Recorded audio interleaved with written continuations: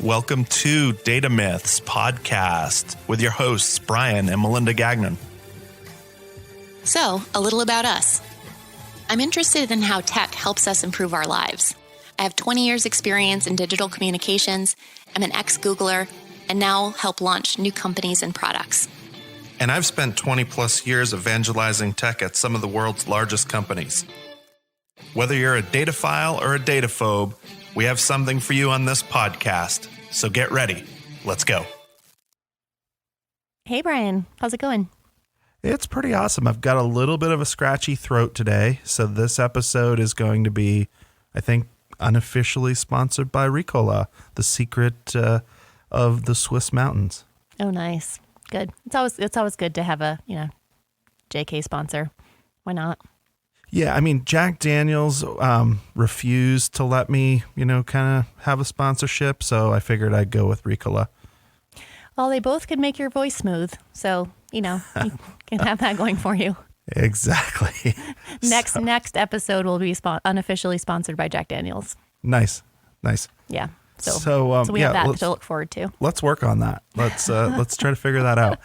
I am just kidding. But so what are we going to talk about today? I know you kind of have a few thoughts.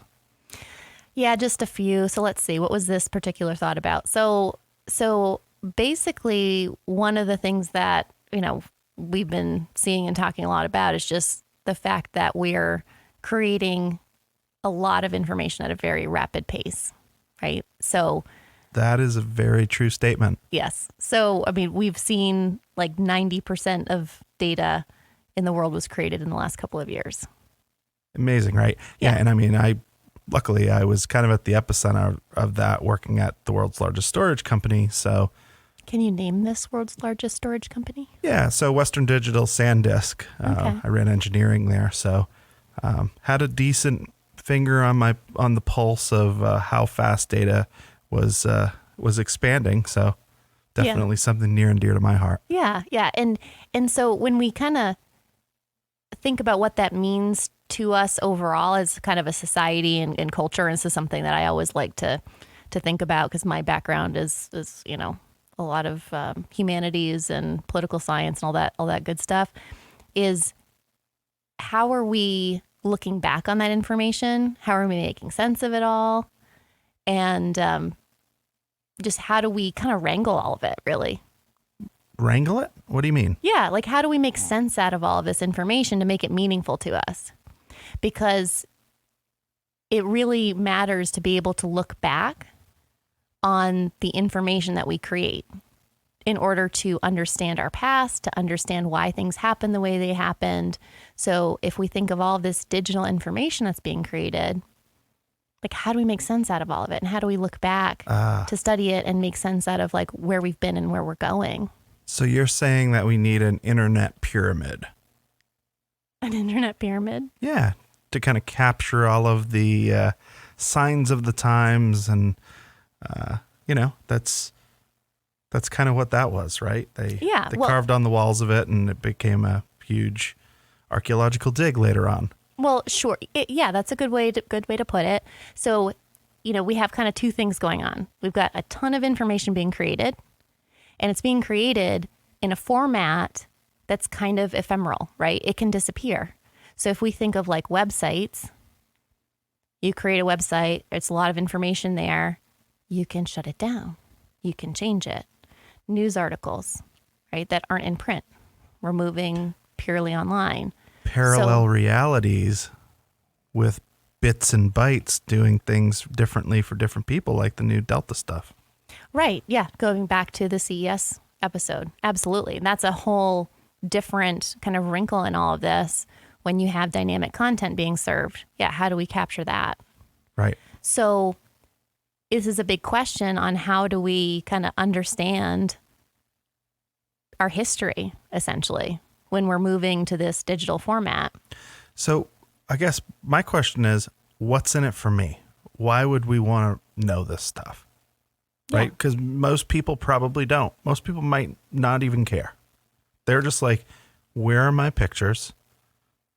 Are they backed up? If I keep paying the $9 a month, are they going to be there for how long? Yeah, so I think there are really two parts of this. So one is the cultural significance, the kind of historical record of all the information that we generate, meaning all the information being the publicly accessible information, right? So okay. news articles, TV programs, websites, publicly accessible information that once that changes, it's not just like gone forever, or once it airs, it's not gone forever, right? So that's one thing. And then the second part that you brought up, also super important for individuals to be able to archive, store their personal information for their own use. Because yeah, of course, like I don't want my personal photos, my, just writing that I have on my computer, that shouldn't be archived somewhere else. That needs to be just accessed by me. Right. No, that makes sense. So you're talking then about really just like cultural things. So meaning stuff that would have ended up in the Library of Congress, for instance. Bingo. Okay. Exactly. Okay. How are ideas, companies, events? How is that? Where is that recorded? How is it recorded? So we can look back and understand that. So it doesn't just disappear. It's important. Okay. That makes sense. So now, would something like the Wayback Machine that we've talked about in a few past episodes, is that what you're actually referring to here? Because you did say the internet and web pages and all that. Is that?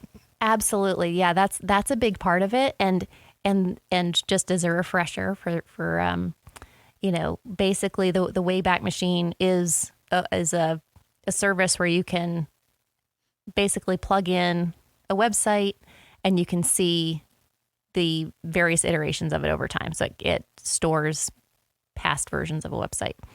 And the way this all came about is actually, I think, pretty interesting because one, it just shows how companies evolve over time and ideas evolve over time.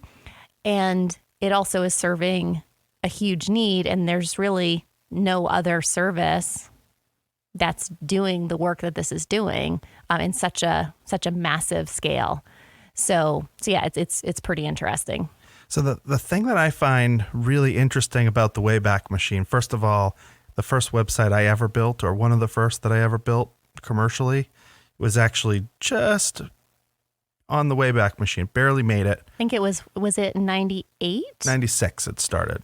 That was the year that they started caching pages. So congratulations. Exactly. It was the first year. Well, and when I said just barely, it was actually a little bit before that. So it captured, kind of a few evolutions down. So it still cached it. That's cool.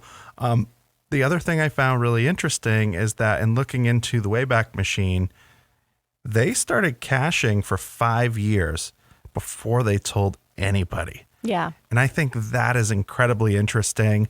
It's kind of that time capsule, that you buried with your elementary school class and you wait until you're a senior kind of thing. Really, really cool. And I think you probably have some more insight in that because I know you've really read a lot about that. So I'd love to learn more. Well, and this is part of how I find this evolution pretty interesting. So in 96, a company called Alexa was founded, and it was founded by Brewster Kahle and Bruce Galat. And basically what they set out to do was crawl websites, and they created a platform to basically understand web content analytics. And there was also a toolbar at one point that kind of suggested new pages and helped with assist search engines. But it was one of those annoying toolbars back in the day that was like borderline, I'm a virus. Yes, it has been flagged. It was flagged multiple times by being, maybe like adware or, unwanted additional, service and tracking. So the bar was kind of it was low back then. Well, yeah, the bar was low, but the bar itself too was phased out after a while. So now Alexa to this day still exists as a web analytics company, right? But back when it started in 96, it started crawling these web pages and caching them. So that's when this activity really started. And roll the clock forward to 99, Alexa gets acquired by guess who? I'm going to go with Amazon for 200. Maybe that's a relevant word. Yeah. They get acquired by Amazon. 250 million in stock, Amazon stock. I think they did okay. I think so.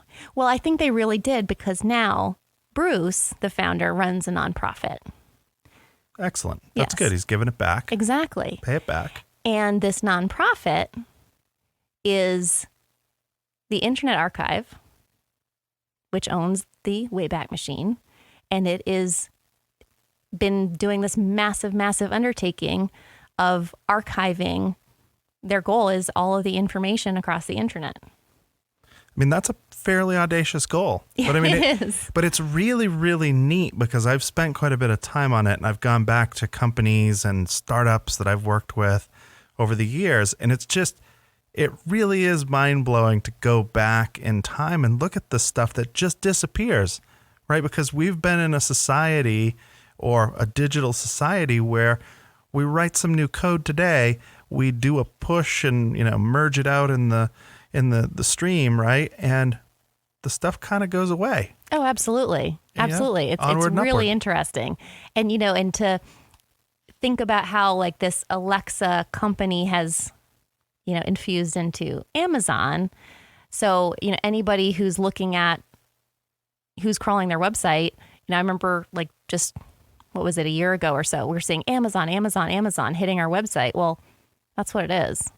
They're still crawling pages and doing what they do for this Alexa web analytics platform. And of course, you can't help but say, Alexa, did that have any impact on the name for the voice assistant? And, basically what the story is about, how did they name Alexa? They said, well, the consonant X is a really great hard consonant, so that will help to trigger the voice assistant.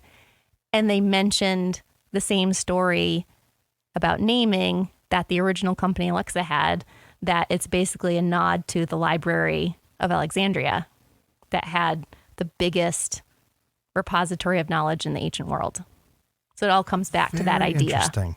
Yeah. So this is all based on this idea of we need to assemble the world's information, preserve it, and make it accessible. And the mission of the Internet Archive is to provide universal access to all knowledge. So I'm going to throw a wrinkle in it. Oh boy. Copyright, Yeah. right? It is a wrinkle. I'm going to throw another wrinkle in it. Acceptable use policy of someone's website. Yeah. You could technically be in violation. In fact, I know most anybody's corporate website at this point has something in there that talks about not making copies, not downloading information, that they own the information. Yeah. So a lot of people have expressed discontent over copyright, questioning that. A lot of websites in their terms of use have something that says, this information cannot be used for commercial purposes. So that isn't really a problem here because it's a nonprofit. It's serving a public good. They're not getting paid for that information. But the copyright argument certainly has been brought up around this. And where are we at on it? Basically, sites are still indexed if they're able to be publicly crawled. And, there is a way that you can have your site not crawled. And there's also debate around that because, I guess it is the question of, well, should we be able to preserve this information? Is it better for the good of society? Or do content creators have the right to refuse that? So like Facebook, for example, they haven't been archived since 2011.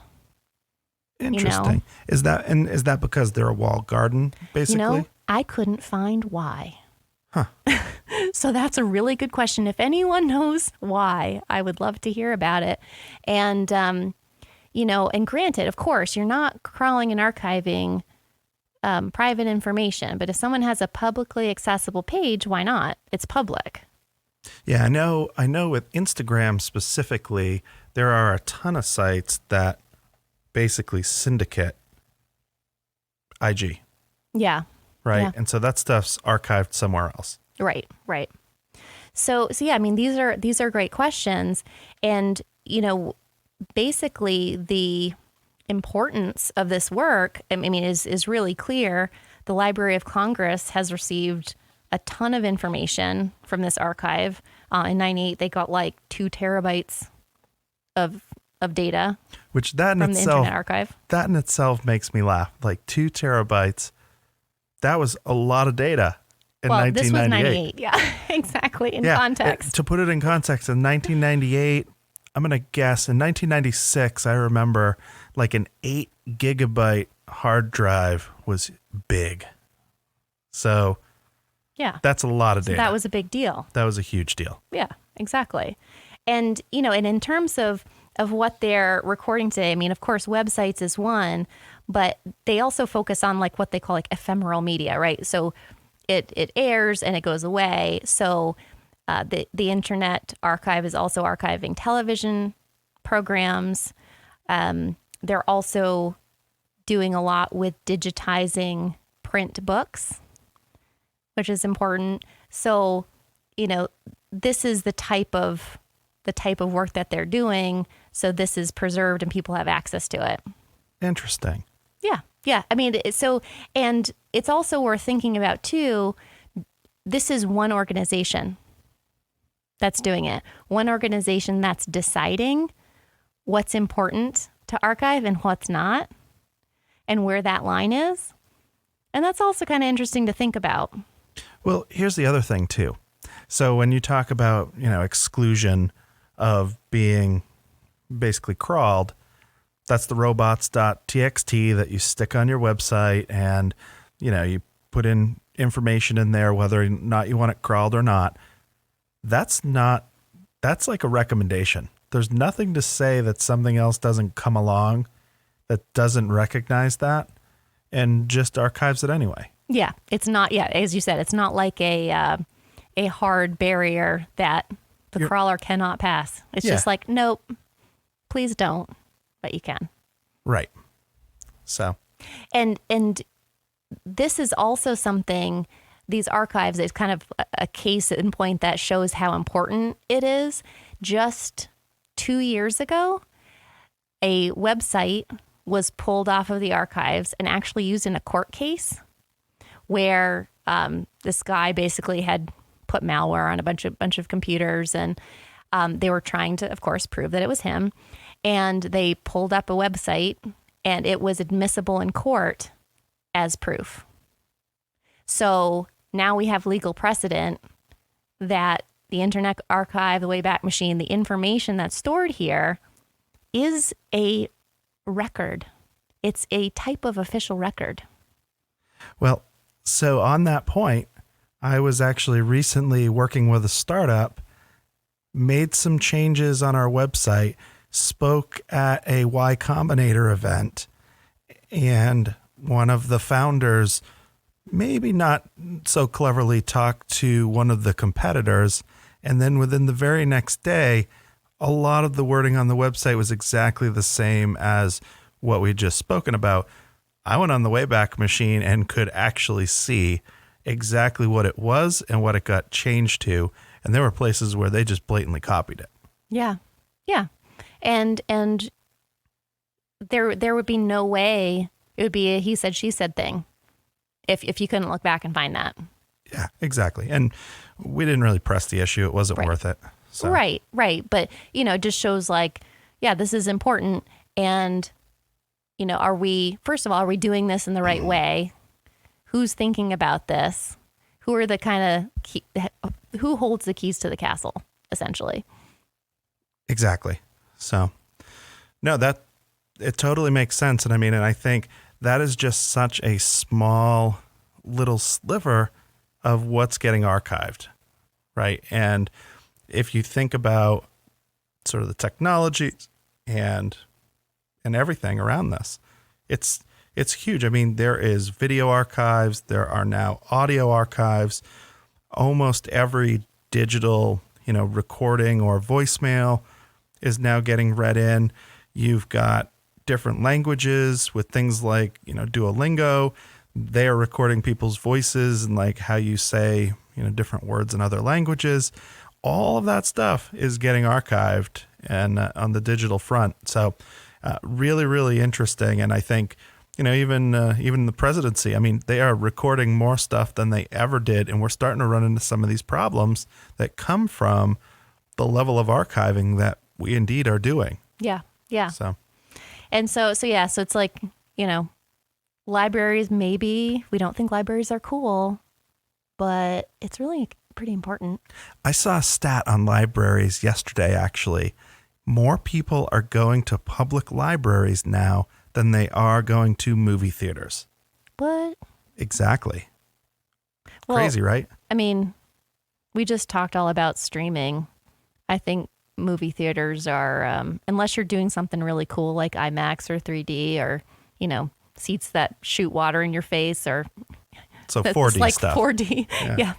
4D really threw me for a loop. I had no idea what I was getting into when I went to my first 4D movie. But anyway, unless you're doing something really cool like that, what does a movie theater have to offer these days? I'm sorry.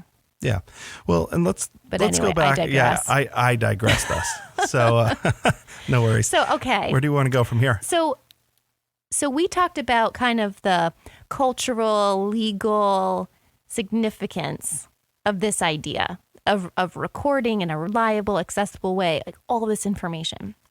So how does it actually work? Because if you think about it, so we're trying to store, and archive digital information. So it's always there for us. We're also digitizing print, but is it actually going to work? Are these digital archives actually going to stand the test of time and be accessible to us? Like, is it reliable? So you're asking two questions there, I think, and not maybe realizing it. And this is potentially. Yeah. And this is one of those places where there's a lot of misunderstanding, right? So the first question you asked is it going to be available? Yes. Right? So that's one question. The second question you asked is it always going to be there? Yes. Second question. So first question, availability. Second question, durability. Almost everybody gets these two drastically confused. So if you think about availability is if I go to the library any time of day where this archive is, can I get in? Right? That's availability. The availability might be 9 to 5, except nights and weekends, right? That's availability. It's available, but it's only available during certain times. Is it durable? Yes, it's durable. They, provided the building doesn't burn down. So that's it. That makes sense. Now, here's another place where you get durability. You get a printing press. You make more than one copy. You put it in a couple different libraries. Now the building burns down. Sure, it might not be available when you go to the library in the morning and it's smoking pyre, but you can go to the... How sad. Oh, how but sad. don't despair because... Yeah, durability and archiving. So you could go to the next town over and still get that book, right? So that's just a very basic, difference between availability and durability. So now let's relate that to digital. So when we take that into the digital world, I have, when I talk to IT professionals, a lot of times they're like, how many nines of availability is this? Nines. So 99% available is 2 nines of availability. 99.99% is 4. 99.999. It's very hip. 5. Okay. Okay. So what that means is if I look over the course of a year, and that's typically the time frame you look, how many times is this thing going to have to be down for maintenance or whatever? It has nothing to do with whether or not when you turn it back on and you stop doing maintenance, it has to be there, right? But it kind of talks about that. And so a lot of people just get this confused. Now insert things like AWS. AWS, or Amazon Web Services, for you folks that don't live in that space, is they have some archiving features, right? And they have archival quality storage, let's call it storage lakes, so to speak, where you could get up to 11 or 12 nines of durability. And so what does that mean in this case? What that means is that while it might take you a while to access that, so, the availability might take a little bit because it might take 3 to 5 minutes or 3 to 5 hours for them to pull that out of a medium that you can get to. Durability wise, it's highly durable because they copy it to many different data centers around the world, and it is basically crash consistent.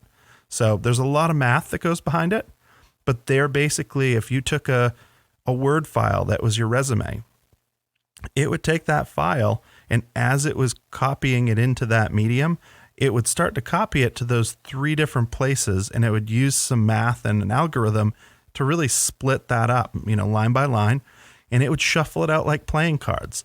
And until that was all consistent on all of those different locations, it wouldn't act like it had actually been copied yet. Once that consistency happens, then that's fantastic. It's broken up into all kinds of different little pieces. If one of those little pieces were to break, meaning the hard drive that it's on happens to have a hardware failure, you're only losing a little fraction of a piece, and it's recreatable by those other locations. So what is that called, that process, the shuffling of, or not shuffling, the doling out of playing cards? Well, so that's a great question. So a couple different things on a couple different ways. So let's go back a number of years. So 10 years ago, everything or almost everything was based on either what's called a file or a block operating system. And so what that means is most everybody has probably used Windows or probably used, Mac. And so those both have file and folder structure. And most people, I think, that's how we store our information, right? Well, I'm going to correct that moving forward because we're not going to for too much longer. So, and I'll give you an example. Get ready for the change, huh? It's already happened. Yeah. Right. So, and I'll give you examples. So block-based and file-based operating systems or file systems, basically file, you name it, it gets a date stamped on it. It might get the type of file that it is, and that's about it. So if you don't name it really well, then that's going to be tough. And then you go and you stick it in a folder, and let's say it's taxes 2019, and that's the name of the folder. And then you put the file taxes into that folder. If for some reason you accidentally drag that file out of that folder, it loses the fact that that was in the 2019 taxes. So hopefully somewhere in that file, you could kind of recreate the fact that that was indeed your 2019 taxes. Or don't lose those folders or you're going to be messed up. Well, exactly. But accidents happen where maybe you drag and drop or you accidentally copy. When I ate the Impossible pork there, I dragged and dropped. I'll tell you right now. But sorry. It's a different drag and drop. Absolutely. Yep. That was kind of more of a run and drop. But anyhow, we have to keep it real here because these podcasts sometimes get a little long in the tooth. But yeah, so what happens with that is when you start to have a lot more files, when you start to have just this tremendous growth that we've seen of data, that methodology doesn't work that well anymore. And an example, if you've taken pictures and you've had a camera that isn't an iPhone or isn't an Android, everybody has seen the dreaded MVC or DVC-0001-0002 files that come off of a digital camera, right? And so you take all those files and you put a cord into your computer and you copy them over, and hopefully you put them in the right folder. We've all done it. It gets into a big, bucket of other folders. Next thing you know, pictures are basically the equivalent of a shoebox under your bed that got all mixed up. Yeah, and then you start having similar file names, and then you're wondering which file to keep and how to sort through it. Exactly. And, hopefully whatever the date was on there might give you a hope. That's tough.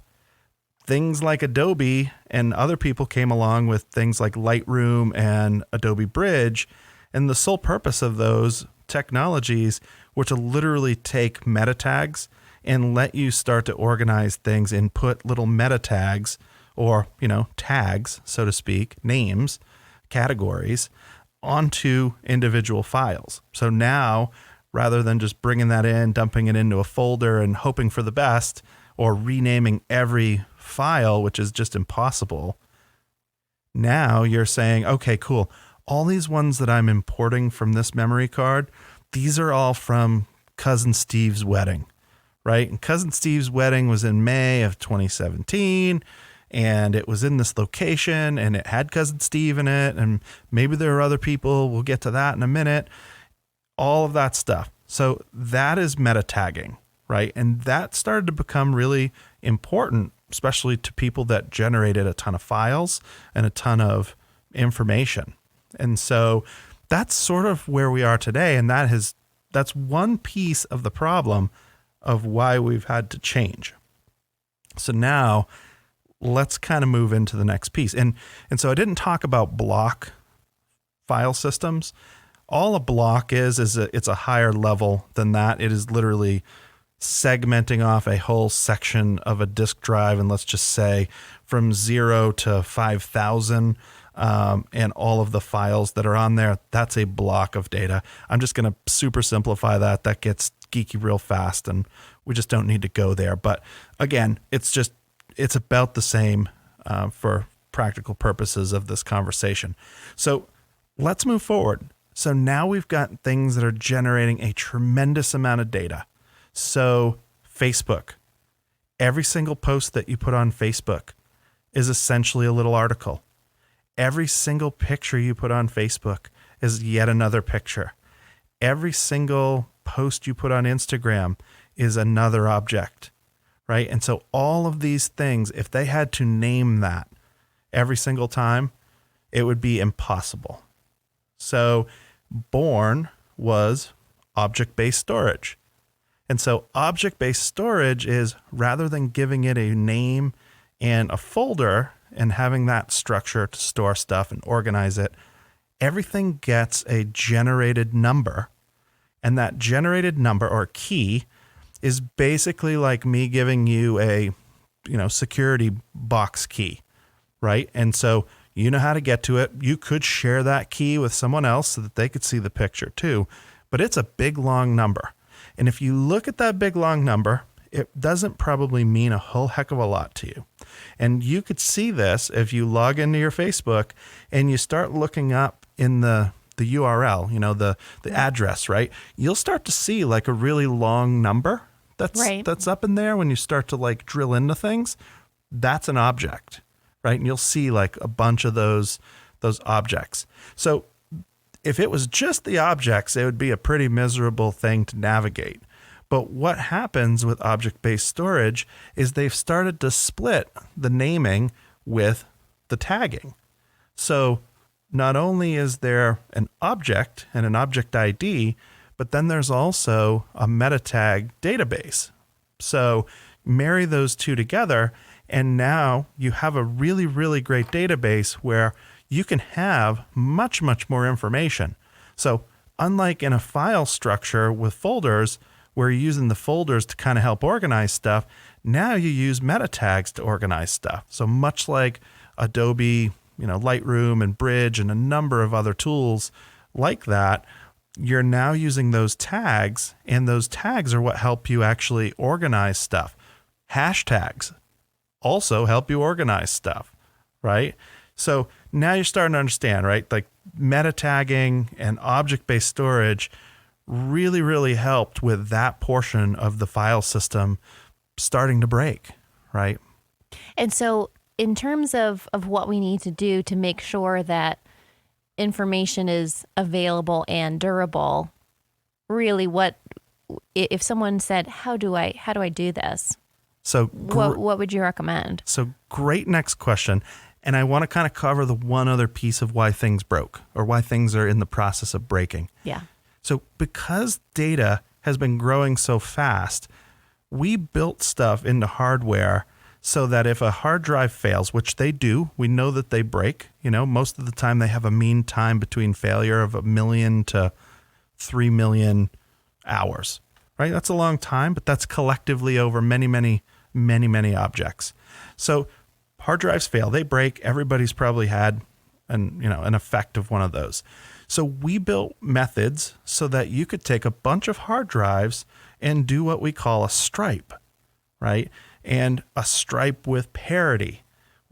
Fancy word for if the stripe broke, if I took 3 disks and one of those disks was to fail, it's failed. But Is this going back to our deck of cards? Yes, but hold on. So one of those 3 fails with parity. That means there's enough information on the 2 other disks that I can recreate that disk. So that data is durable. Okay. And it takes time for that to happen because while all the new information is coming in the background, that hard drive and the hardware to do it has to take time out of writing that information and recreating that other information and copying it over to that disk. So you get a huge performance hit. Okay. So now that's a really small example. Now let's get into like Wayback Machine. So in 2016, Wayback Machine was generating something to the effect of 15 to 20 petabytes a year in data. That's a lot. That's a really lot. So now when you start having disk failures, which happen at that level, if you were using RAID, which is basically redundant array of inexpensive disks, which means putting a bunch of disks together. There's a bunch of different configurations. What a nice acronym. Absolutely. So what happens is as those things start to fail, because the data has gotten so big, because the disk drives have gotten so big, they don't have time to recreate that parity. They don't have time to make sure it's durable again before the next disk failure happens. And so as a result of that, when you start to get over 6 terabyte drives, which almost everything comes with today, it becomes really difficult for that subsystem to keep up. Now, this is way geeky. I could talk way more in depth about this, but we'll lose just about everybody. But this is where durability comes in. So object-based storage, one of the other great things that it was created for is object-based storage is not designed around one data center. It's designed around many, right? So the library burning down situation doesn't happen. So there's something called 3GEO that most every object-based storage system is sort of predicated off of. And so what that means is very simply, like I said, when that file comes in, it gets created in 3 places. And an algorithm breaks it up so that, you don't have to wait for the whole file. It chunks it out. They're actually called shards, which I know will make you chuckle. But so basically those shards get spread out like a deck of cards across those 3 data centers. It could be more. And that means that there is literally a crash consistent or a durable copy across the whole mix. That's why they can get to 11, 12, 15, 19 nines of availability. I mean, that or durability, excuse me. See, I even did it. But yeah, so that's really it. So from a durability perspective, Facebook, all of these platforms, they're built on object-based storage. Amazon, built on object-based storage. So a lot of companies, this would have been too expensive for them to embark on. A lot of these cloud providers, they've built their infrastructure on this. So you're kind of getting the benefits of this. So do you think that this is enough? When let's just say we have, data center meltdown in multiple locations with our world's information. So is it enough? Are we going to be able to access all of our quote unquote cultural artifacts? So the engineer in me would like to say, availability wise, probably no, not for a while if there's a serious problem. Meaning probably the most serious thing that could happen would be some like electromagnetic pulse, in the atmosphere or something that affected like a very wide, broad range, right? Unless if stuff is offline in that situation and what we call air gapped, that's going to be tough to recover from, unless if something is in, basically a degaussing cage or something like that, that's going to be tough, but there are places that's the case. There are old rocket launch, ICBM places that have turned into data centers now that are way deep in the earth. That might be okay if there's a data center there. But so let's hope that our Internet Archive is in a former ICB bunker. ICBM? Yes. Yeah. Yeah, maybe, sure. But here's the problem. You do get into the availability piece, right? Of like, if the whole rest of the internet, you can't get anywhere, there's probably not an interface where you could drive up to the gate and be like, I'm here for my data, right? Correct. So the availability problem is going to probably be a bigger problem than the durability problem. Well, yeah, and I think feel the pretty bigger confident. thing, all right, that's good. Yeah. So the most important thing here, I think, is durability, because as long as it's durable, then we can figure out a way to make it available. Yeah. So, I mean, and we're getting way deep into philosophy here and, Yes. national security. But what I would say is I have a reasonable, assertion that the stuff would be durable and available at some point if something really serious happened. Well, I'm going to sleep better tonight. I don't know about you. I tell you what, something that serious happens, I'm not going to be like, shoot, that article from CNN 5 years ago. I really wanted to go. Where is that? I really wanted to go on the Wayback Machine and see CNN's website from 5 years ago. So anyhow. Well, I know we're making light, but I just want to say one of the first TV event coverages that they archived was the September 11th events. And, when we think about stuff like that, it's just this historical kind of events that happen that, in the future and even now we'll want to access and look back on.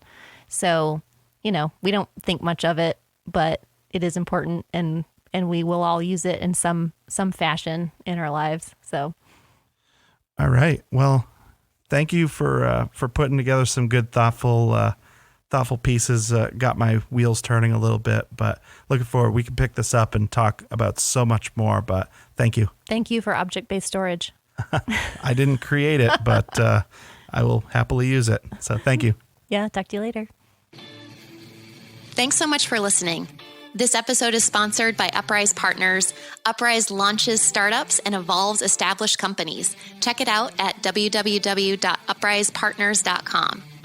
Please like, subscribe, and share, and we'd love to hear from you. Give us a shout if you have a great idea that you want us to include. Just email us at hello@datamyths.com. Catch you next time.